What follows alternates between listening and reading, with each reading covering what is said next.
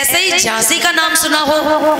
तो झांसी पर जब 1857 की क्रांति में गोरे अंग्रेजों ने कब्जा किया और झांसी की रानी लक्ष्मीबाई के किले पर कब्जा करने के लिए सोचा, तो आपको बता दें कि झांसी की रानी जो लक्ष्मीबाई थी, लक्ष्मीबाई का एक राज दरबारी था सैनिक, जिसका नाम था पूरन कोरी। पूरन कोरी और पूरन कोरी की पत्नी थी जिनका नाम था झलकारी बाई कोरी। झलकारी बाई का नाम सुना होगा आप लोगों ने, कोरी समाज से थी, ऐसी समाज से थी।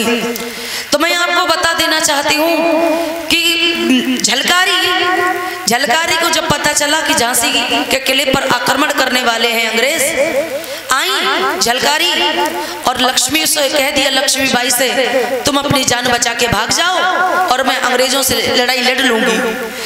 रानी लक्ष्मीबाई जो है वो भाग गई थी कालपी से होते हुए ग्वालियर, और लड़ाई किसने लड़ी थी अंग्रेजों से? किसने लड़ी थी? झलकारी बाई ने, झलकारी बाई कोरी ने। अब ऐसे ही मैं आपको क्या बताना चाह रही हूँ, मैं आपको ये बताना चाह रही हूँ कि शिक्षा की देवी, विद्या की देवी कौन है? शिक्षा की देवी। शिक्षा की देवी तो लोग कह देते सरस्वती माता, सरस्वती माता। अब शिक्षा की देवी का नाम आता तो कह देते सरस्वती माता, लेकिन गोबर कीचड़ कंकड़ पत्थर अपमान जो सहन किया वो किसने किया? माता सावित्रीबाई फूले जी। माता सावित्रीबाई ने कैसे कंकड़ पत्थर सहन किए, आज मैं आपको जो सुनाने वाली हूँ, जन्म लिया था निषाद समाज में, जिसका नाम था फूलन देवी। फूलन देवी, फूलन देवी के साथ 22 लोगों ने गंदा काम किया, बलात्कार किया और उनके कपड़े उतार के और कह दिया कि अब जाओ और गांव से पानी भर लाओ।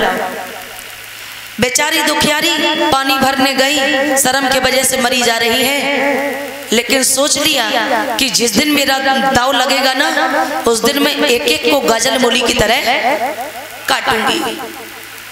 उस बहन के साथ बलात्कार किया, गंदा काम किया, और जब उसको मौका मिला, उस देवी को, उस वीरांगना को मौका मिला, और जब उस पता है उन्हें टिकट किसने दी थी? फूलन देवी को मुलायम सिंह जी ने। तो उनके हाथ में पावर आ गया, 22 लोगों को लाइन में खड़ा करके और गोली से उड़ाने का काम किया था।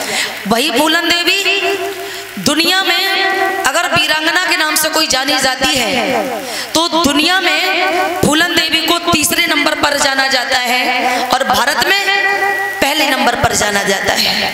किससे? फूलन देवी को। बताओ, लड़ाई लड़ी, बेचारी कष्ट सहन किया फूलन देवी ने, लेकिन देवी को, तमाम देवियों को लोग मानते हैं, जो असली देवी है फूलन देवी को नहीं मानते हैं, है ना? भोले लोगों, बात आ जाती है तो लोग कह दिया करते हैं कि भगवान की अगर बात आती तो भगवान की हम पूजा इसलिए की करते हैं, भगवान की, कि हमें भगवान कुछ दे।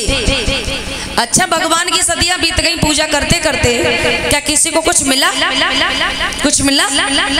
कुछ भी नहीं मिला। और जितनी भगवान की ज्यादा पूजा करोगे, जिसके घर में ज्यादा पूजा होगी वही ज्यादा बड़ा भिखारी बनेगा। सही बता रहे हम आपको, क्योंकि वो समय पर बकरा मांगती है देवी मैया, समय पर मुर्गा मांगती है, कई झंडा मांगती, कई घंटा मांगती, कई अंडा मांगती। और जब ये सारी चीजें मांगती, आज के समय में अंडा भी तो महंगा है, और जब देवी मैया मांगेंगी तो बताओ इतनी महंगी चीज हम कैसे, कहाँ दे लेंगे मैया को?